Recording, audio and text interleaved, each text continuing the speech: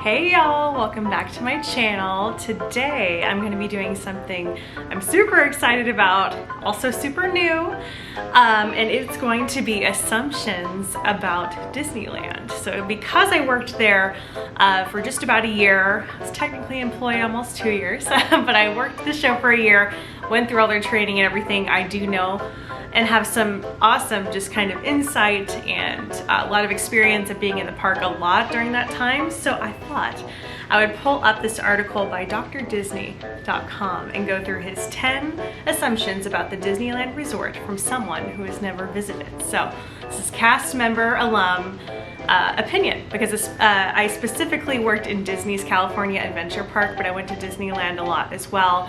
And even before I worked at Disney, I went every year because my grandparents are out there, grew up as a kid going and visiting, so I know a lot from being a guest, but also a cast member. All right, so let me pull up the first question. Peter Pan parkours, what is that word? Off queue line rails. And so basically he's saying that Peter Pan and other characters kind of can go out of their zone and walk around and interact with people. Okay, so I don't have any personal experience seeing this happen. Well, I actually do remember seeing like the Beast and people in Disneyland as a guest, but also a cast member walking through. They can kind of meander. A lot of the, I would say, the evil characters kind of do walk freely. I have seen Peter Pan that he's talking about kind of walking around freely as well, and they're not in one specific spot. So I guess that could be a difference between Disney World and Disneyland. And let me preface this by also saying I went to Disney World twice growing up, actually 3 times, but the most recent time was, gosh, the last time I was there 2007, so it's been quite a long time for me to really compare, but I can say for Disneyland that I have witnessed several characters that, yes, kind of walk around and the character attendant is not right next to them. So a little more of a freestyle whenever you're interacting with them. Number 2, the cast members are even nicer than those at Walt Disney World. Well, I mean, I would love to say, hey, you know, I don't think there's any way you can for sure answer this question. I would love to say that the cast members at Disneyland were nicer. Actually, I'd like to just say cast members are always great and serve others well, always, but we're all human. So at the end of the day, there are people that have bad days or don't feel well.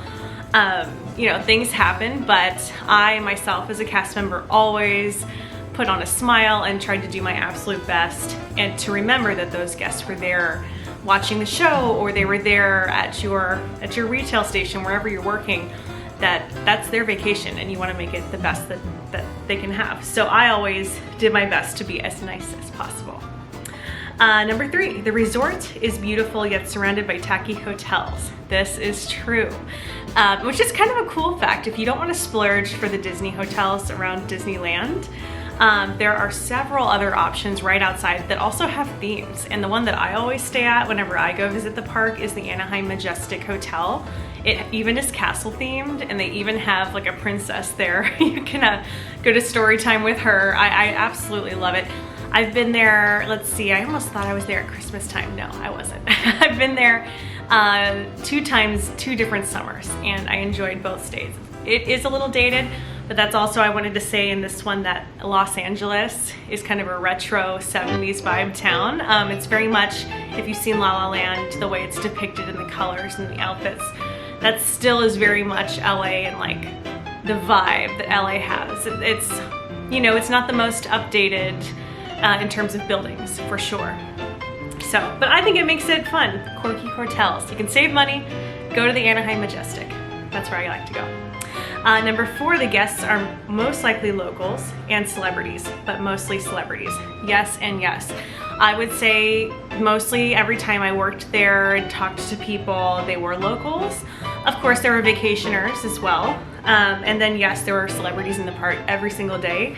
There is celebs at Disney Instagram, and that's an anonymous, I guess, an anonymous Instagrammer that goes to the park every day, and he or she uploads pictures. I don't know how they do it, but there literally is a big celebrity of some kind there every day. I remember while I was working there, I think Taylor Swift and Johnny Depp, several big stars were there. Unfortunately, I didn't see them with my own eyes, but that was a cool fact after work, like looking on to see, oh, they were there today. Like they could have seen my show, or they could have this or that been around. So that was a cool side note. So that is true. Although I think celebs do go to Disney World too, but not as often. Definitely Disneyland. So number 5, Disneyland is more magical than Magic Kingdom. I would like to say yes, because even though the castle's not as big as the Magic Kingdom in Walt Disney World, it's the original, grounds that Walt Disney designed himself. That's where he put the magic in. Sadly, he wasn't there when Walt Disney World and everything got developed. So I'm more old-fashioned that way, even though it's not as big and glamorous. Like Disney World is definitely in my heart. I mean, maybe I'm biased again, I grew up going there, but it's also in all the education that I learned about Walt Disney and how this happened and how it was built. Like he put his blood, sweat, and tears into this park and created it for people just to have a place to have fun and be a family and be happy. So I think it definitely has a lot of really nostalgia, and magic that way. Number 6, I almost say Dallas every time. Gosh, I've been living in Texas for a long time. DCA, so Disney's California Adventure. Tower of Terror is weird. Okay, I mean, it's supposed to be weird. It's the Twilight Zone. It's not there anymore. Well, it is there, but it's the Galaxies ride. Oh my gosh, I never saw that movie. I'm terrible. Guardians of the Galaxy ride now, but it is definitely a thriller, so go on it. I liked it because it kind of had haunted house vibes, haunted mansion vibes, and now it's no longer that, so I wouldn't say it's weird. It's just basically a drop ride. Number 7, Fast Pass isn't a big deal. I agree with this because the Fast Passes are overloaded and you still have to wait a long time, even whenever you get them, which is kind of a bummer.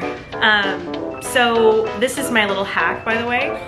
If you're not in a huge family, going to the park, whichever park, go to the single riders line. This is from a cast member to you. Do that, and sometimes you end up sitting right next to or the row right behind the people you're with anyway. I did that for the Cars ride all the time, and it was a major hack. I remember my mom, me, and my aunt, we rode it like 3 times in 1 hour. Doing it that way. And often we either got in the same car or we were racing the car the other person was in. So it was still fun. And it's not like you're gonna talk while you're on the ride anyway, right? So you get to enjoy yourself.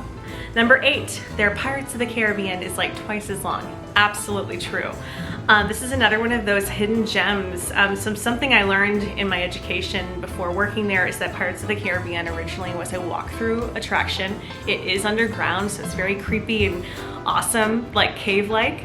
And when they first built it, it was supposed to be a walkthrough attraction, and then Disney was like, no, let's change it up, added water, became a boat ride, and here we have one of the most iconic attractions.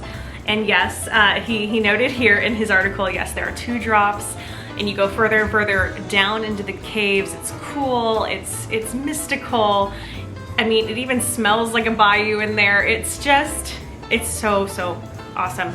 And Johnny Depp actually popped into the ride himself and surprised people the year I was working there. That's so crazy to me. And again, I was like, how did I miss this? So yes, I'd like to say, well, it definitely is twice as long than the Disney World attraction. Number 9, you can walk to everything.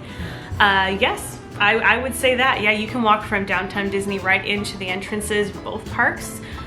Even when I stayed at the Anaheim Majestic, I also walked to the parks from there a couple times. It's a bit longer, but there are ways, and you get your steps in for the day. It's another hack. I love getting my like 9 to 10 miles in a full day of steps. So yeah, it's another bonus of going to Disneyland. You get that workout in.